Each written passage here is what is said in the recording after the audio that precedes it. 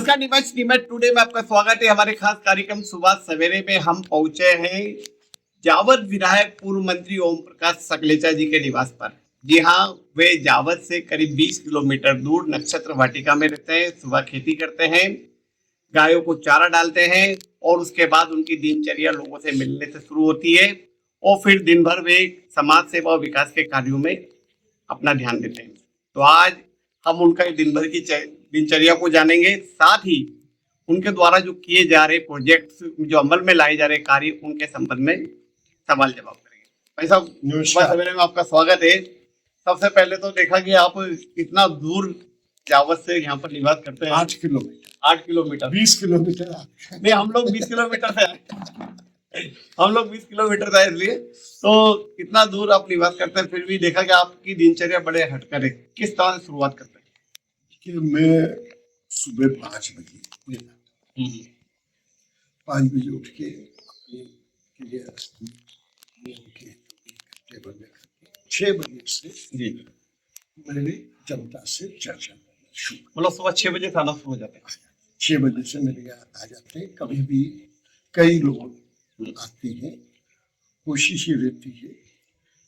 और जहाँ तक सवाल है आपका दूसरा कटाक्ष कि नीमच से 22 किलोमीटर है, जावद से केवल 7 किलोमीटर। 7 किलोमीटर मतलब ये एरिया में आसपास सारे ग्रामीण क्षेत्र यहाँ पे। दूसरा, कोरोना के समय हम वो जावद में जैसे मोहल्ले सील कर देते, तो हमारा मोहल्ला भी सील हुआ। उस समय में यहाँ शिफ्ट हुआ।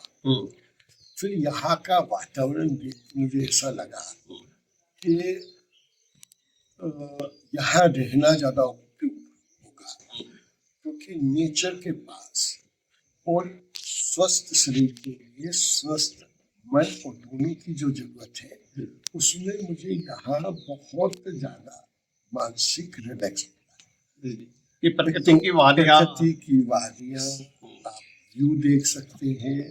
फिर यहाँ मेरे पास 100 गाय हैं, गायों के बीच में जाना, एक सकारात्मक ऊर्जा पाना, फिर नक्षत्र ग्रहों के पेड़ों के बीच में रहना, उनका ब्लेसिंग, हनुमान जी की ब्लेसिंग, उस सप्तुंजय पाठ जो लगा हुआ है यहाँ भी,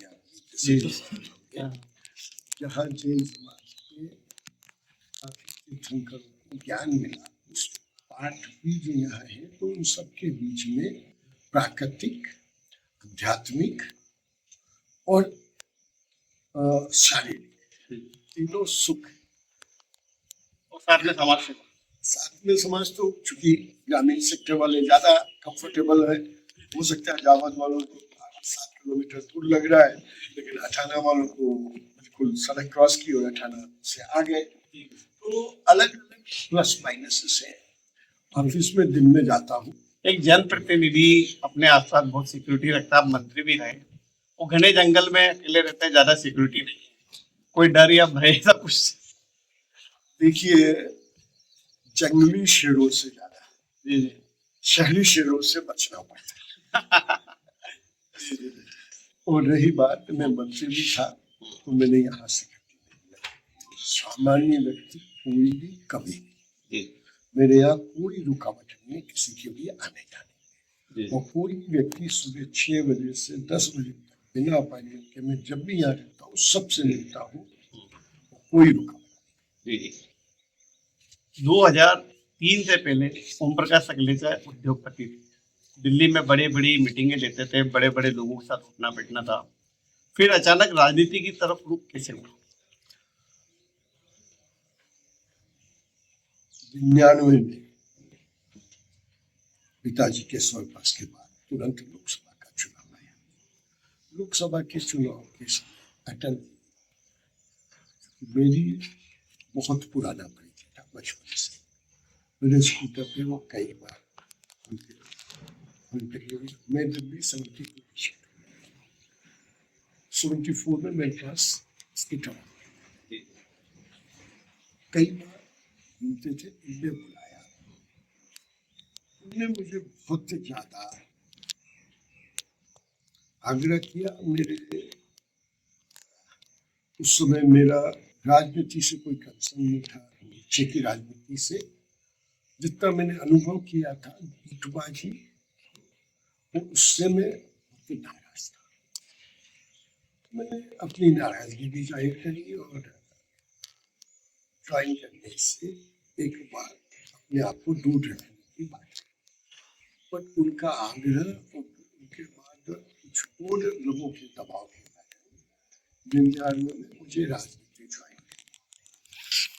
99 में ज्वाइन करते ही मुझे प्रदेश कार्य समिति का सदस्य, प्रदेश की सत्ता बना के काफी तेजी से, जब जैसे जैसे यहाँ आना जाना हुआ, नगर पालिकाओं के चुनाव में आना हुआ, पंचायतों के चुनाव में आना हुआ, लोगों का स्नेह और पारिवारिक जिम्मेदारी का एहसास जैसे जैसे बढ़ता गया, वैसे वैसे इन्वॉल्वमेंट बढ़ता गया।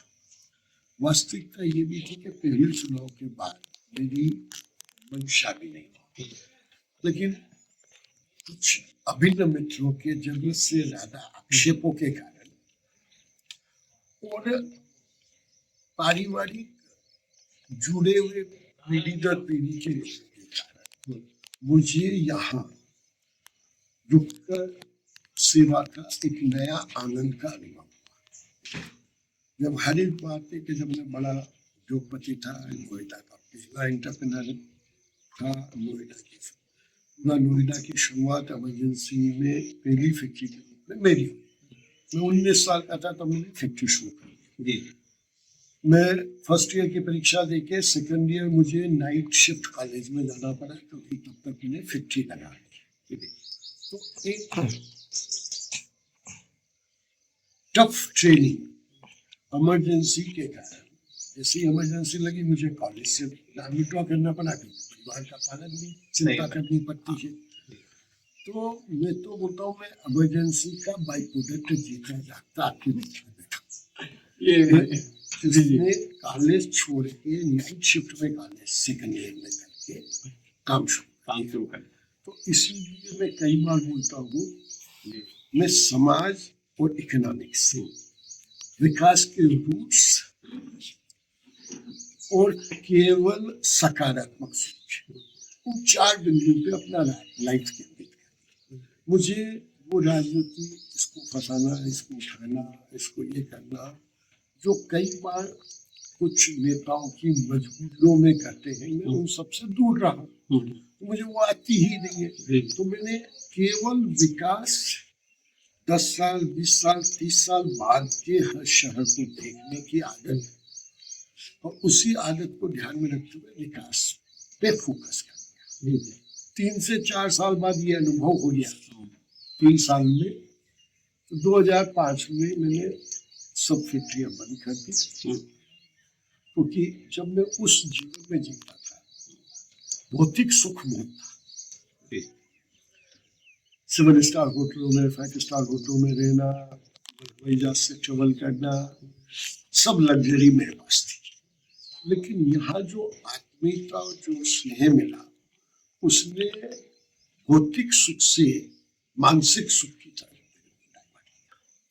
उसी कारण आज मुझे 26 साल यहाँ रहते हुए ये बहुत बड़ी बात होती है। मतलब अपना सारा आपने जैसा बताया उद्योग वगैरह सब बंद करके जन सेवा में आना, और जन सेवा भी कोई बहुत बड़ा चुनौती वाला, क्योंकि जिस तरह से राजनीति में आपने कहा गुटबाजी और ये सारी चीजें तो होती है, तो इसको कैसे ढाला? कहीं ना कहीं बहुत चुनौतीपूर्ण माहौल आपको मिला। देखिए, चुनौतियां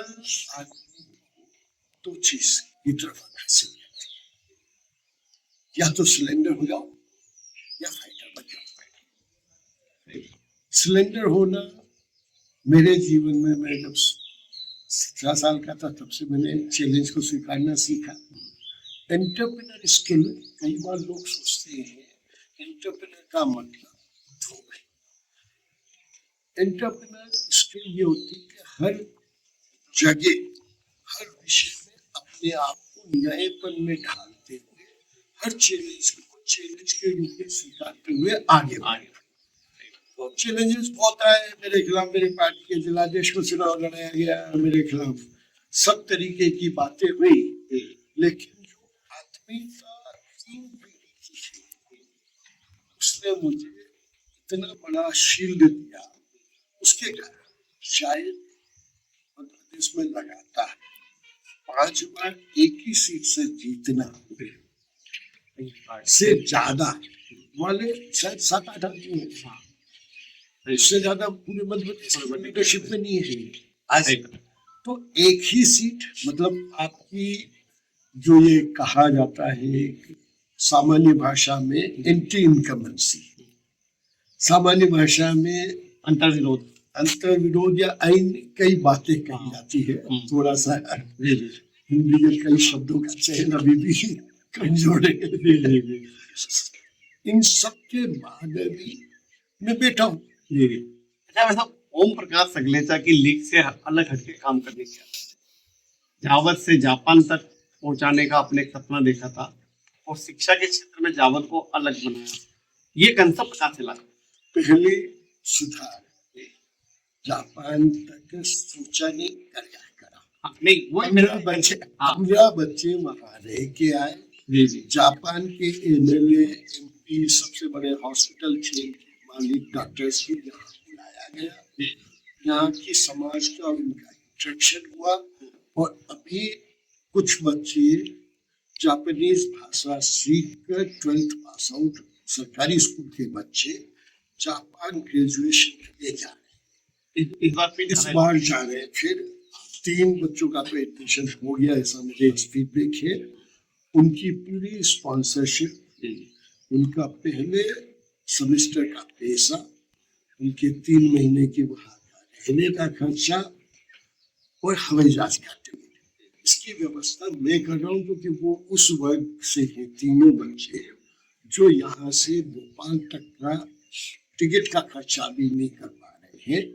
तो जब ऐसे लोगों को वहां जाने का सपना पूरा होगा तो एक समाज में संदेश जाता, बाकी भी आने वाली नई नौजवान जापान की क्या ऐसी क्या टेक्नोलॉजी वो सीखते हैं जिससे आगे बढ़े? देखिए, जापान के 5 विषय जिसके कारण जापान को जापान कहते हैं लोग। सबसे फास्ट डेवलपिंग, क्योंकि बम विस्फोट के बाद जापान 0 हो गया था, नागासाकी और हिरोशिमा वाला, ठीक है, उससे और वही समय था हमारा भी अप्रोक्सीमेटली आजादी 48-47 के बाद, ठीक। वो एक ऊंचाई पे पहुंच गए, हम अभी भी बीच में स्ट्रगल कर रहे हैं। कारण इतना सा है, जापान में आदमी 100% सकारात्मक सोचता है। यहाँ हमारे दैनिक जीवन में 50% हम समय इस मंथन में ये करूं ना करूं, ये करूं ना करूं। मैं कई बार इसका सबसे अच्छा उदाहरण जो मैं देता हूँ कि घर में अगर आप आपकी श्रीमती जी से भी पूछेंगे तो वो बोलती है कि मेरा 1 घंटा तो इसमें बर्बाद होता है रोज, कि आज ये सब्जी बनाऊं, ये नाश्ता बनाऊं, ये भोजन में खिलाऊं, ये डिनर में खिलाऊं, वहां से ये लाऊं जाऊं, पड़ोस में ये है, उसको सकारात्मक या नकारात्मक। जो ये हमारी 50% एनर्जी है उसमें बर्बाद करते हैं, तो हमारा जीवन का उद्देश्य पूर्ति में हमें 20 साल अतिरिक्त बर्बाद हो जाती है। क्योंकि आधा जीवन मतलब आपकी आधी विकास, तो आप तो पीछे खुद ही स्वीकार लिया तो बिलो 50% पे तो आपने सीखे गए। से पहला विषय। दूसरा विषय पॉजिटिव थिंकिंग के बाद टाइम मैनेजमेंट। 100% on time. अगर कोई आदमी वहां पे इवन सोसाइटल केस भी ज्यादा होते हैं तो बिलियनर के होते हैं, खरबपतियों के, क्योंकि उनने अगर कोई काम बोला कि मैं इस दिन ये काम पूरा करूंगा, अगर नहीं होता तो उसे आत्मग्लानि का भाव आता है कि मेरा सामाजिक कमिटमेंट गलत कैसे हुआ। वह ट्रेन 5 मिनट लेट हो जाती है तो स्टेशन मास्टर अपनी टोपी उतार के सर नीचा झुका के खड़ा रहता है, सॉरी बोलता है हर पैसेंजर को कि मेरे कारण आपके 5 मिनट बर्बाद हो गए। See the thought process. तीसरा विषय है राष्ट्रभक्ति। जापान में 100% राष्ट्रभक्ति का जीता जाता उदाहरण है। एक बार निर्णय लेने, चौथा आता है, एक बार निर्णय लेने के बाद वो कभी पीछे नहीं। निर्णय लेने में भले जितना मर्जी समय लग जाए। कई बार बड़े बड़े इंडस्ट्रियल प्रोजेक्ट में हम लोगों की बात होती है, 2-3 साल निर्णय लेने में लगे, लेकिन निर्णय लेने के बाद वो 1 घंटा भी पुनर्विचार के लिए लगा। तो डिसीजन लेते समय सब सोच लो, उसके बाद पुनर्विचारना और लास्ट ईमानदारी की चरम सीमा। वहां जब मैंने बच्चों को भेजा, बच्चे बोलते हैं वहाँ फल की दुकान है, सब्जी की दुकान है, सब पे रेट लिखा हुआ है, साथ में बॉक्स रखा हुआ है, आप अपनी मर्जी से फल उठा लो, उस बॉक्स में पैसा डालो। इतनी ईमानदारी हमारे तो वो चीज जो यहाँ रहते रहते कोई आदमी विश्वास नहीं करता, उनको वहां भेजा, उनने देखा, रहा और फिर आके उस चीज को आगे कैसे बढ़ाना, उस पर प्रक्रिया शुरू। जी। ओम प्रकाश सकलेचा हमेशा नवाचार करते हैं, कोई नया प्रोजेक्ट लेकर आते हैं। अभी देखा कि किसी ने कल्पना नहीं की थी कि जावद के बच्चे नीट की तैयारी करेंगे, JEE की तैयारी करेंगे, और वो भी सरकारी स्कूल से निकलकर। ये प्लान कहाँ से आया और कितने बच्चे नीट और JEE तक पहुंचे? देखिए, ये एक लंबी कहानी। 2004 या 5 में पहली बार मेरे घर के पास कन्या हायर सेकेंडरी स्कूल है, विधायक बन गए। साल 6 महीने में वार्षिक परीक्षा के बाद प्राइज डिस्ट्रीब्यूशन के लिए मुझे बुलाया गया। सबसे पहले कन्याशाला गए।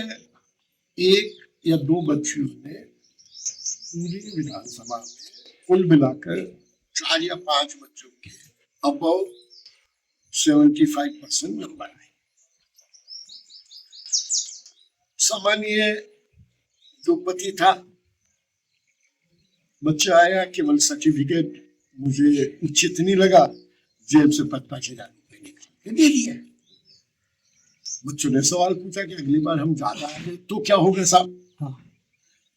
Let us have a competition कि आप जितने बच्चे ज्यादा लाते हैं, मैं थकता हूँ या आपकी पीढ़ी थकती है। वो आज 250 बच्चे चले गए। आज अगर मैं परीक्षा में देखूंगी तो 31% बच्चे कल 12th में जिन्होंने लैपटॉप 12th में मुख्यमंत्री से 75% पाए। 2 बच्चों से 250 बच्चों का अंक बढ़ा, कितनी खुशी हुई होगी। ऐसे ही जब हमने फिर देखा 2007 या 8 के आसपास डिजिटल क्रांति का तेजी से शुरू और बढ़ा। हमने 200-250 में कंप्यूटर दिल्ली से अलग अलग जगह से, हमारे मित्रों के पास ऑफिस में बहुत सारे कंप्यूटर, जो वो नया अपग्रेड कर लेते हैं तो पुराना उनके लिए वो नहीं होता है। और फिर हमने मांगे तो 200-250 कंप्यूटर मिले। हमने खूब कंप्यूटर लगा के बच्चों को ये समझाना शुरू किया कि डिजिटल टेक्नोलॉजी के बिना ये शिक्षा 10 साल बाद अनपढ़ों वाली हो जाएगी, क्योंकि पूरी दुनिया डिजिटल है। उससे कुछ और उत्साह बढ़ा, इनाम था, ये बढ़ा। फिर 2014 में एक नया प्रयोग आया कि पूरे भारत में सबसे पहले 100% हायर सेकेंडरी स्कूल को मैंने डिजिटल किया। ये एक पढ़ाई में, अच्छा आप भी कभी पढ़े होंगे, हर विषय में, हर अलग अलग स्कूल में अलग अलग एक विषय का एक्सपर्ट होता है। हर स्कूल में हर विषय के एक्सपर्ट नहीं हो सकते। तो हमने ये सोचा और उनकी पेन ड्राइव पे उनका रिकॉर्ड किया और सभी बच्चों को वो डिजिटल से शिक्षा दी।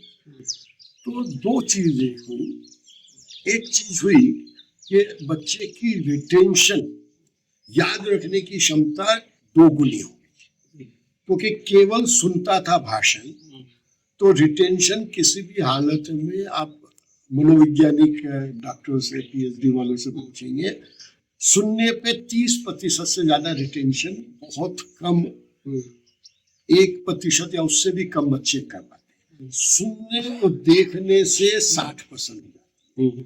सुनने देखने और उसके साथ जब लिरिक्स आ जाता है, म्यूजिक आ जाता है, तो वो 75% चली जाती है। और उसका जीता जागता जब ये मेरे को किसी मनोवैज्ञानिक ने समझाया, तो उसने समझाते समय एक उदाहरण दिया। एक 10 साल का बच्चा, 5 साल का बच्चा एक फिल्म का गाना सुनता है, एग्जैक्टली एक बार में उतनी ही लिरिक्स के साथ, उसी हाव भाव के साथ पूरा सीख लेता है। तो उसकी मानसिक क्षमता तो थी, लेकिन रुचि कम होने के कारण शिक्षा पूरी ना एब्जॉर्व कर पाया, बाकी चीजें एब्जॉर्व कर गया। तो मैंने उस एक्सपेरिमेंट को किया प्रकाश जावड़ेकर से। जब मैंने उसको लॉन्च करवाया, उस समय केंद्र सरकार के चार्ली मिनिस्टर प्रकाश जावड़ेकर, जावद में 10,000 बच्चों से जब उनने 1.5 घंटे बाद आई, उन्होंने प्रधानमंत्री को एक नोट भेजा कि जावद भारत सरकार की सोच और कार्यप्रणाली के से शिक्षा के 5 साल आगे चल रहा है। ये नोट में से नोट। और अब उन्होंने अपने उसमें ट्वीट पे लिखा, मेरे जीवन का सबसे अच्छा बच्चों का कार्य, एनकरेज फर्दर कि और इसको बढ़ाया जाए। कोरोना आया तो स्कूल में आना जाना बंद हुआ। बच्चे मोबाइल पे, गांव में सबके पास मोबाइल नहीं होते थे। तो जब मेरे पास ये चर्चा आई तो मैंने 750 या 800 टेबलेट दिए, दूसरा टेबलेट दिए, और एक कंपनी को एंगेज किया, इनको परीक्षा और पेपर देने की आदत डाली। उस कंपनी ने एक ऑनलाइन पढ़ाई शुरू करवाई। तो इसलिए सॉफ्टवेयर वगैरह सब डेवलप किया होगा उसके पास था। हाँ। लगभग कितने बच्चे जुड़े थे? 750 बच्चे। 750 750 बच्चे जुड़े, ऑनलाइन उनकी हुई परीक्षा, पेपर देना। उस सॉफ्टवेयर की खासियत ये थी, वो सिर्फ ये देखता था कि बच्चा क्वेश्चन पढ़ के उत्तर देने में कितने माइक्रो सेकंड लगा रहा है, कितने माइक्रो सेकंड नहीं, उसका भी डिवीजन था। उससे उसकी माइंड की एब्जॉर्बिंग कैपेसिटी करके उससे एक स्टेप नीचे या एक स्टेप ऊपर का क्वेश्चन बार बार देख के पेपर देने की प्रैक्टिस। शहरी बच्चों और ग्रामीण बच्चों का अंतर सिर्फ यही होता है कि शहरी बच्चों को समाज से बहुत कुछ किताबों के अलावा सीखने को मिलता है, ग्रामीण बच्चों को वो बजाय उस चीज के दूसरे तरीका क्या है। तो जब उन्होंने उसको किया तो उस कंपनी का जब रिजल्ट आया तो 30 बच्चे नीट और जेई में पास हो गए। नीट एग्जाम में नीट और जेई दोनों मिला 30 बच्चे। ये इसके लिए आपने सारा ऑपरेशन विद्या स्टार्ट किया था? नहीं, वो बाद में आया। अच्छा नहीं, ऑपरेशन विद्या पहले आया जब डिजिटल बोर्ड आया उस पर। अच्छा डिजिटल बोर्ड ऑपरेशन विद्या का था। उसके बाद ये कोरोना के समय ये आया, उसका एडवांस। मतलब तो ये जो स्टेप बाय स्टेप बढ़ने की कहानी है। तो JEE और नीट के जो बच्चे हैं, तो आप तो अच्छे बड़े प्रोजेक्ट में कहीं ना कहीं सिलेक्ट हो गए। अलग अलग जगह मेरे ख्याल अभी तक तो सबकी इंजीनियरिंग कंप्लीशन हो गई, आ गई है, या फाइनल स्टेज पे है। प्लेसमेंट भी होगा नीट और जेईई मिनिमम शिक्षा 6 साल की, चाहे वो डॉक्टरी करेगा तो 7 साल लगेंगे, इंजीनियरिंग करेगा तो 5 साल लगेगा। कोरोना को अभी 5 साल कंप्लीशन के ये सारे बच्चे सरकारी स्कूल के, सारे सरकारी। ऐसा तो ये कल्पना भी नहीं कर सकते सरकारी स्कूल एक बच्चा पहले नीट जेईई किया, सरकारी स्कूल का बच्चा विदाउट कोचिंग के सपना भी नहीं सोच सकता था। जी वो उन्होंने अचीव किया, उससे और हिम्मत बढ़ी। और वो जब रिजल्ट आया, जिस कंपनी ने ये काम किया उस कंपनी को रिलायंस ने 100 करोड़ की फंडिंग देके छीन लिया। ये देखा भाई साहब, ये जो योजना है, ये सरकारी योजना से अलग हट कर आपका खुद का प्रोजेक्ट है? नहीं, मेरे तो हर प्रोजेक्ट है आउट ऑफ बॉक्स जी, क्योंकि मैं 77 से दुनिया के कई देशों को घूमने की आदत है। 77 में पहली बार अटल जी जब एक्सटर्नल अफेयर मिनिस्टर बने, उन्होंने मेरे को यूके भेजा, लंदन। कि नहीं तुम्हें जाना चाहिए। तुम ये इस मोरारजी टाइप की देसाई की फिटनेस- सरकार थी उस समय। हाँ, मोरारजी देसाई की सरकार थी। जी। अटल जी पिताजी के पास घर पे आए थे, मिलते तो मैं से बात, तुम तो इस टाइप की फैक्ट्री चला देना, उसका एग्जीबिशन लंदन में लगा हुआ है, जाके देखो। अच्छा। मैंने कहा हम अंग्रेजी हटाओ आंदोलन वाले, हमें हाँ। अंग्रेजी आती नहीं है, जी। और वहाँ यूके कैसे जाएंगे? उन्होंने बोला कुछ नहीं, रेपिटेक्स इंग्लिश स्पीकिंग कोर्स एक किताब आती थी। हाँ, समय बहुत चलती थी वो। तो उन्होंने उनके सहयोगी शिव कुमार को बोला आज ही रेपिटेक्स इंग्लिश स्पीकिंग कोर्स ला के दो। उन्होंने यूके के एम्बेसडर को बुलाया, तो एक्सटर्नल हाँ। उसका पासपोर्ट ऑफिसर को बोला, वीजा उसको बोला, 3 दिन में सब हो गए, चौथे दिन में लंदन गया। और उसके बाद मैंने जीवन का नियम बना लिया, हर साल 2-3 अलग अलग देशों में घूमना, वहाँ की अपडेट चीजें लेना, उसे कैसे अपनाना। जी। इसलिए ये जो आपकी जो प्लानिंग और जो नवाचार रहता है वो जावर में नजर आती है। ये तो आप बताओ कि कितनी आती है। हम तो अपना इस चीज पे मैं समय नहीं लगा पाता हूँ कि अच्छा, ये एक नीमच में जाके रोज कभी किसी मीडिया हाउस में जाके बैठूं, कभी किसके, मैं समझता हूँ कि मेरे जीवन का उद्देश्य पब्लिसिटी नहीं है। मेरे जीवन का उद्देश्य जावद को उठाना है, आगे ले जाना है, ना कि मीडिया कवरेज। इसलिए मैं कभी भी नीमच मीडिया कवरेज के लिए कभी भी अपना समय नहीं लगाता। अभी एक नया अभियान आपने शुरू किया, सेवा से प्रसन्न, और ये बच्चे सेवा से खुशी, सेवा से खुशी या सेवा से प्रसन्न, बच्चों के, हाँ, प्रसन्नता, बच्चों के दिमाग की उपज को जानना, कि उन्हें फंडिंग करना, और फंडिंग करके उनसे ये पता लगाना कि वो इन पैसों को कहाँ खर्च करेंगे, उनकी बुद्धि को परखना, ये कंसेप्ट कहाँ से आया? देखिए, मैं इस बात को यहाँ से मैं कई संतों आचार्यों देश के सभी के पास महाराष्ट्र में आचार्य डॉक्टर सुरेश्वर सूरी जी हमारे सामने सारे बैठे थे। उनने कहा परिवर्तन तो बहुत अच्छे कर रहे हैं, लेकिन समाज से सेवा का भाव करें। आने वाली पीढ़ी के बच्चों के माँ बाप ने जाने अनजाने में उनसे सेवा का सुख छीन लिया। कैसे इसको मास स्केल पे कर सकते हो, सोचो।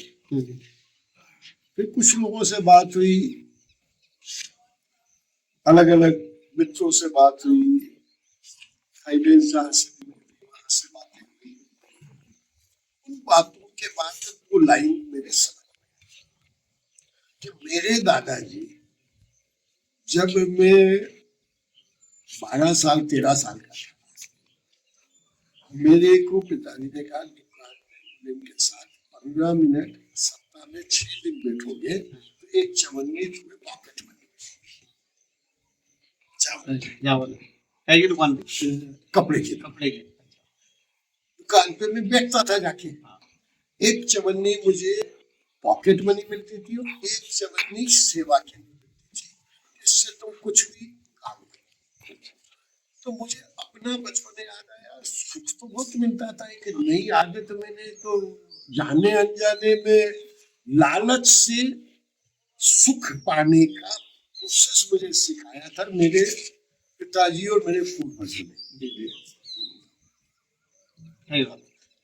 मैंने कहा इसको क्यों नहीं अप्लाई किया जाए। फिर मैंने देखा कि बड़े ग्रुप को कैसे पकड़ा जाए। तो मेरे दिमाग में आया कि सबसे कमजोर समाज के परिवार के बच्चे सरकारी स्कूल में पढ़ते हैं, सक्षम बड़े लोगों के बच्चे प्राइवेट स्कूलों में पढ़ते हैं। तो हमने कहा भैया सरकारी स्कूल को टारगेट बनाए। मैंने शिक्षा विभाग के अधिकारियों को बुलाया, तो बोला साहब 6ठी से 12वीं तक 14,000 बच्चे, बहुत बड़ी राशि हो जाएगी। 48 लाख रुपए का एक असेसमेंट बना कि हमने 6ठी से 8वीं तक 200 रुपया, 9वीं से 12वीं तक 500 रुपया हर बच्चे को देने का तय किया। हमने दिया सब स्कूल के चैनल से स्कूल के प्राचार्यों, संकुल प्राचार्यों को दिया, संकुल ने स्कूलों में दिया, स्कूलों ने फिर क्लास टीचर में डिस्ट्रीब्यूट किया। और डिस्ट्रीब्यूशन करवाने के बाद एक चिट्ठी बना के दी, फिर बच्चों को चिट्ठी लिखी, बच्चों ये एक हम नया प्रयोग कर रहे हैं, ये पैसे जो हम आपको दे रहे हैं ये आपको अपने ऊपर और अपने परिवार पे नहीं कर सकते, अकेले करो या दो चार मित्र मिलके इकट्ठा, कोई भी ऐसा जरूरतमंद आदमी की कोई भी सेवा करो। बड़ी खुशी हुई, बढ़िया चिट्ठी दी, साथ में एक फीडबैक फॉर्म भरा, फीडबैक फॉर्म भी दिया, आप इसमें आपको कैसा अनुभव हुआ वो लिखे। 10 दिन बाद कई वीडियो आए, कई फोटोग्राफ आए, ऐसे फोटो आए कि किसी 90 साल की बुजुर्ग महिला के पाँव में चप्पल नहीं थी, कपड़े नहीं थे, किसी के घर में पानी टपक रहा था, किसी के घर में रोशनी थी लेकिन बल्ब फ्यूज हो गया, पैसे नहीं थे, किसी के घर में क्या थी, ऐसे 10,000 परिवारों को उनने चिन्हित करके उनके घर में वो सेवा पहुंचाई। किसी की बर्थडे सेलिब्रेशन, बच्चे सब बाहर चले गए, किसी को चश्मा ला के दिया, किसी को क्या दिया, बच्चों के जिनके स्कूल के कुछ बच्चों के पास ढंग के कपड़े नहीं थे, वो जोड़ी मिले, धुल गए, फट गए, वो बदले, किसी को किताबें दिलाई, बुकलेट बनी। मतलब ये सब काम हुए। ये देखने के बाद मेरे ये समझ में आया कि हम कितनी ही राजनीति करें, वास्तव में उस अंतिम छोर जो जनसंघ के जमाने से नियम था, पंडित दीनदयाल जी ने अंत्योदय, अंतिम व्यक्ति का उदय, ये इस योजना से सबसे ज्यादा सफल हुआ। फिर उन बच्चों ने जब कहानियां सुनाई, उनके आंखों से आंसू टपके, सेवा की भावना जागृत हुई, उनको जो खुशी मिली उसका वर्णन किया। उनके परिवार के लोगों ने कहा साहब हमने कभी सोचा नहीं था, और अच्छे उसके बाद मैंने पूछा, मुझे कई मित्र लोग हैं नीमच में भी, कई बड़े बड़े व्यापारी हैं, कई लोग ये आपका नवा ये सवाल पूछा कि क्या आपने कभी अपने बच्चे को पॉकेट मनी के अलावा सेवा के नाम से अलग से पैसा दिया? नहीं। सेवा और CSR, हाँ, बड़े बड़े मित्र हैं, अच्छे लोग हैं जो लाखों रुपए का दान करते हैं, लेकिन वो दान CSR या पब्लिसिटी या नाम और जो हिडन भी है वो धार्मिक स्थान का, लेकिन वो भाव से कि हमारे आसपास किसी भी वर्ग का कोई भी गरीब जरूरतमंद की कैसे मदद की जाए, और वहां पे ना तो बड़े व्यापारी पहुंचते, ना कई बार हमारा राजनीतिक कार्यकर्ता पहुंच पाता है। अच्छा, ये जो प्रोजेक्ट आपने दिया 48 लाख की बड़ी राशि खर्च हुई, आगे क्या दिमाग में चल रहा है? ये अभी दोबारा बांटने वाला हूँ, ऐसा क्योंकि मैं कम से कम 3 बार बांटूंगा, हाँ, तब तक पूरा समाज जागृत हो जाएगा कि वो पैसा। अभी संघ में एक सेवा भारती विषय होता है, उनके राष्ट्रीय संगठन मंत्री खुद आए, चले कुछ दिन पहले आए, विजय जी, जो पहले महाराष्ट्र के भारतीय जनता पार्टी के संगठन मंत्री जैसे दायित्व पे रह चुके हैं। वैसे आदमी ने आके जब बच्चों से 4,000-2-3 जगह बात करी, रतनगढ़ में देखा मैंने, रतनगढ़ में भी था, जावद में भी था, ने एक नया स्वरूप दिया उसमें। देखिए, नयापन जिंदगी के आखिरी क्षण तक आता है। सही बात। सीखिए, उनने बच्चों से पूछते पूछते एक बात कही, अच्छा पैसे का सेवा का काम किया, क्या कुछ बिना पैसे के भी सेवा हो सकती है? बच्चों ने भी रुचि दिखाई, दिमाग में एक और क्लिक हो गई कि सेवा के साथ अगली जो चिट्ठी मिली जाएगी, एक पैसे का सेवा और एक बिना पैसे की सेवा। बिना पैसे के भी सेवा हो सकती है। तो वो, और फिर बच्चों की जो खुशी और उनके माँ बाप को भी एक महसूस हुआ कि वास्तव में जाने अनजाने में उन बच्चों का वो जो सुख, एक और अतिरिक्त सुख मिलने वाला था, वो जाने अनजाने में छूट रहा था। बहुत परिवार के माँ बाप ने भी आके कही, और चूंकि सरकारी स्कूल में सबसे तुलनात्मक लोअर है, उस कैटेगरी में तो ये और ज्यादा बात का महत्व ले। तो यहाँ वक्त एक ब्रेक के बाद फिर आपसे रूबरू होंगे जावर विधायक पूर्व मंत्री ओम प्रकाश जी सकलेचा, और जानेंगे कई राजनीतिक सवाल और पूछेंगे उनके विकास के कार्यों के संबंध में।